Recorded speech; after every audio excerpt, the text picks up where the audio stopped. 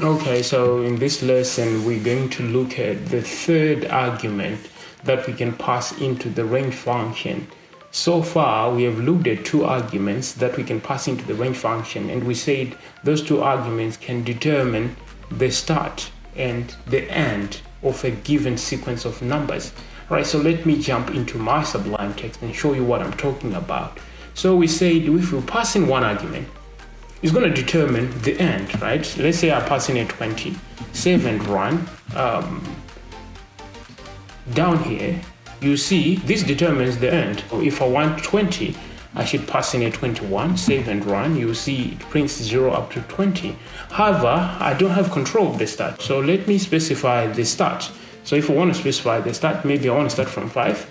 Then I have to separate these two with a comma. Now, if I run this, as you guys would see, now I have some control of the start and the end, but I still do not have much control.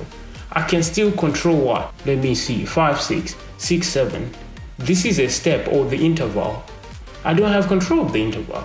So that's the third argument. Is called the step or the interval. So I can pass in that interval and control my interval for this given sequence. So let's say I want an interval of 5, so here I can pass in a 5, and then here of course it's gonna print 5, 10, 15 and 20. Save and run. You see down here it says 5, 10, 15 and 20. Now I have so much control, isn't it?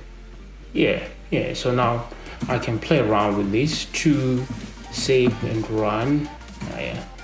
Save and run is going to go 5, 7, 9, 11, 13, 15, 17 and 19, and so forth. All right, so I can manipulate this, to do something more fancy, like reversing, my sequence. So how do I reverse my sequence? If I pass in two arguments, I cannot be able to reverse that. Let's say I want to reverse from 20 to 1. I have to pass in a 0 here.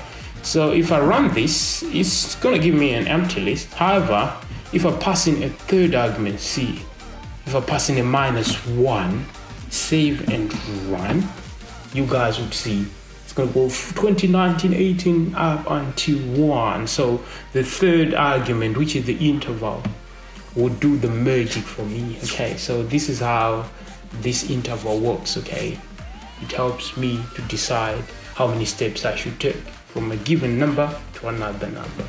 All right, so I hope that is clear. All right, so let's jump into the question and try and answer the question. So the question says, what's the result of this code?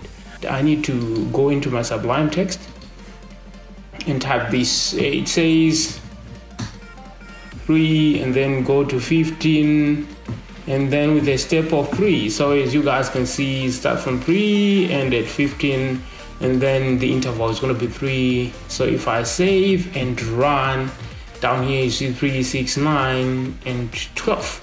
However, that's not the question. The question, is asking us to print num's position 2. So we have to go back into the Sublime Text and check the number that is on position 2. So indexing always starts from 0. So 3 is on 0, 6 is on 1, 9 is on 2.